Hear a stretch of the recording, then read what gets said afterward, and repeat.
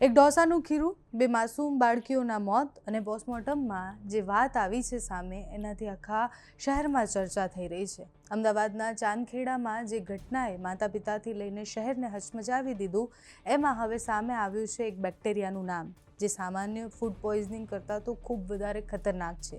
બાળકીના શરીરમાંથી મળ્યો છે એસિનેટોબેક્ટર બોમોની નામનો એક બેક્ટેરિયા, જેના કારણે શરીરમાં એ ગંભીર રીતના બીમાર થતી ગઈ, ફેફસામાં પાણી ભરાયું, શ્વાસ લેવામાં તકલીફ થઈ અને અંતે બાળકીનું મૃત્યુ થયું.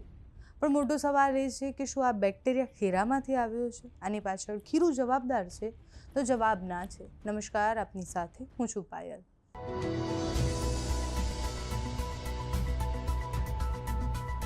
ચાંદખેડામાં બે બાળકીની તબિયત ઢોસા ખાઈને ખરાબ થઈ. એના પછી શરૂઆતમાં આશંકા વ્યક્ત કરવામાં આવી કે ખીરામાં ઝેરી તત્વ હશે, એના કારણે ફૂડ પોઈઝનિંગ થયું.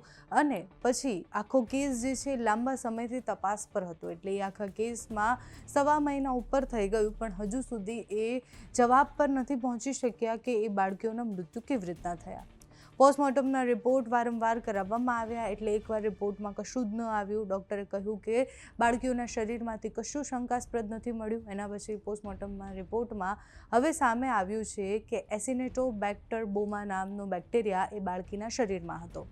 ડૉક્ટરના જણાવ્યા મુજબ આ બેક્ટેરિયા એ શરીરમાં એક ઇન્ફેક્શન તરીકેનો હોય છે, એના કારણે ચેપ લાગતો હોય છે, જે ગંભીર શરીરની બીમારીઓ લઈને આવે છે. ફેફસામાં સોજો આવવાથી લઈને શ્વાસ લેવામાં ભારે તકલીફ પડવી, ઓક્સિજન લેવલ ઘટવું અને હૃદયમાં શ્વાસની જે કહેવાય કે બ્લડ પ્રેશર કે પછી બ્લડ પહોંચતું હોય એને બંધ કરી દે છે અને એના પછી એ મૃત્યુ તરફ આગળ વધે છે.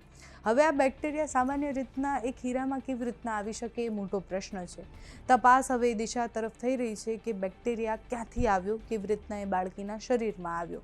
આ બેક્ટેરિયા એ કેવી રીતના ફેલાય છે, તો ખાસ કરીને હોસ્પિટલમાં ફેલાતા ચેપમાંનો એક આ ચેપ છે. આ બેક્ટેરિયા સામાન્ય રીતે ધૂળમાં, પાણીમાં, હોસ્પિટલના સાધનો પર, આઈસીયુમાં, વેન્ટિલેટર પર, અલગ અલગ જગ્યાએ જ્યાં અશુદ્ધ સપાટી હોય છે ત્યાંથી ફેલાય છે. અને પછી જેની ઇમ્યુનિટી નબળી હોય, એટલે નાના બાળકો, વૃદ્ધ અને ગંભીર રીતના જે બીમાર હોય એ બધા ફટાફટ આ બેક્ટેરિયાના ઝપેટામાં આવી જાય છે અને પછી મૃત્યુ થાય છે.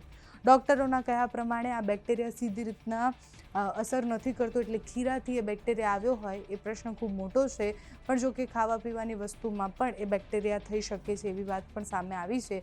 એટલે હવે ફરીથી એકવાર આખો કેસ જે છે ગૂંચવણમાં આવી ગયો છે કે બાળકીના શરીરમાં આ બેક્ટેરિયા આવ્યો ક્યાંથી.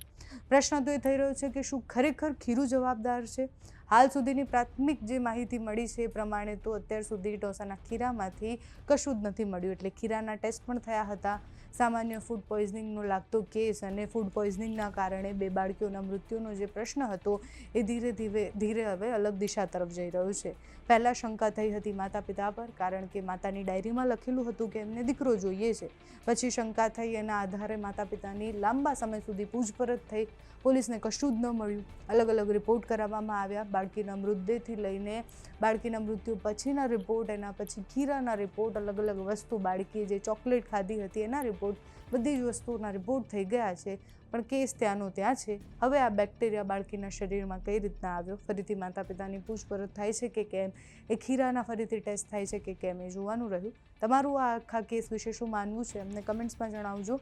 અત્યારે આ વિડીયોમાં બસ આટલું. જો તમે અમને યુટ્યુબ પર જોઈ રહ્યા હોય તો સબસ્ક્રાઈબ કરજો, ફેસબુક પર જોઈ રહ્યા હોય તો ફોલો કરજો, અમારા આ વિડીયોને લાઈક અને શેર કરજો.